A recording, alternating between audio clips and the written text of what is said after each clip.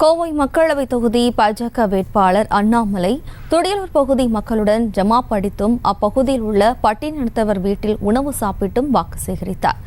இதுகுறித்த கூடுதல் விவரங்களோடு நமது செய்தியாளர் சதீஷ் இணைகிறார். வணக்கம் சதீஷ், மேலும் விவரம். வணக்கம் ஜெயஸ்ரீ. கோவை நாடாளுமன்ற வேட்பாளராக பார்த்தீங்கன்னா பாரதிய ஜனதா கட்சியின் மாநில தலைவர் அண்ணாமலை போட்டியிடுகிறார். அவர் இன்று கோவை கோவனூர் பகுதியில் பெருமாள் கோவில் சாமி தரிசனம் செய்துவிட்டு அங்குள்ள அம்பேத்கர் சிலைக்கு மாலைகள் அணிவித்து மரியாதை செலுத்திவிட்டு தனது பரப்புரையை இன்று தொடங்கினார். தொடர்ந்து அவர் கோவனூருக்கு அப்புறம் நாய்க்கன்பாளையம், கூடலூர் கவுண்டம்பாளையம், பெரிய நாய்க்கன்பாளையம், NGGO காலனி, துடியலூர் விநாயகர் கோவில் உள்ளிட்ட பகுதியில் தீவிர பிரச்சாரம் மேற்கொண்டார். அப்போது அவருக்கு பார்த்தீங்கன்னா ஒவ்வொரு பகுதியிலையுமே பார்த்தீங்கன்னா அவங்க கட்சி பொதுமக்கள் எல்லாரும் இணைஞ்சு உற்சாக வரவேற்பு கொடுத்தாங்க. அதே போல இந்த கூடலூர் கவுண்டம்பாளையத்தில் அவருக்கு சுமார் 20 அடி உயரம் உள்ள மாலைகளை ட்ரெயின் மூலம் அவருக்கு போட்டாங்க. அதே போல பெருநாயக்கம்பாளையம் பகுதியில் கரிவரதராஜ பெருமாள் கோவிலில் போய் சாமி தரிசனம் செஞ்சாரு.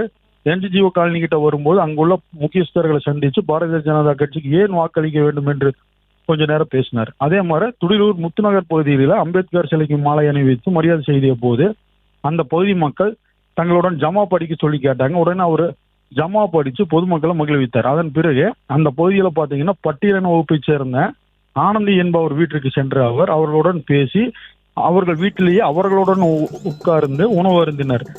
ராய்கல்லி இந்த மாதிரி உணவெல்லாம் அந்த பட்டியலின மக்களுடைய உட்கார்ந்து பேசி உணவு அருந்தி விட்டு அவர்களுக்கு வாழ்த்துக்கள் தெரிவித்து விட்டு வெளியே வந்த அவர் பொதுமக்கள் அனைவரிடம் பாரதிய ஜனதா கட்சிக்கு கண்டிப்பாக ஓட்டு போடணும். இன்னும் 3 நாள் தான் இருக்கு. இந்த 3 நாள்ல நம்ம சரியாக உழைத்தோம்னா கண்டிப்பா கோவை நகரத்தை முன்மாதிரி நகரமா நம்ம மாத்திரலாம். அதாவது திருமங்கலம் ஃபார்முலான்னு இருந்த மாதிரி ஒரு காலத்துல தமிழ்நாட்டில் உருவாச்சு. அதை அழிச்சு நம்ம பணமே கொடுக்காம கோயம்புத்தூர் ஃபார்முலான்னு நம்ம தமிழ்நாட்டில் நம்ம உருவாக்குறோம். பணம் கொடுக்காம மக்கள் ஓட்டு போடுவாங்க, அது அதிகமான ஓட்டு வித்தியாசத்தில் நம்மளை ஜெயிப்ப வைப்பாங்க அப்படிங்கிற ஒரு ஃபார்முலாவை நம்ம உருவாக்க போறோம் அப்படின்னு சொல்லி பேசினாங்க.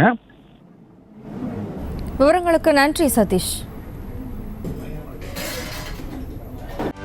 செய்திகளை உடனுக்குடனும் துல்லியமாகவும் தெரிந்து கொள்ள சப்ஸ்கிரைப் பண்ணுங்க.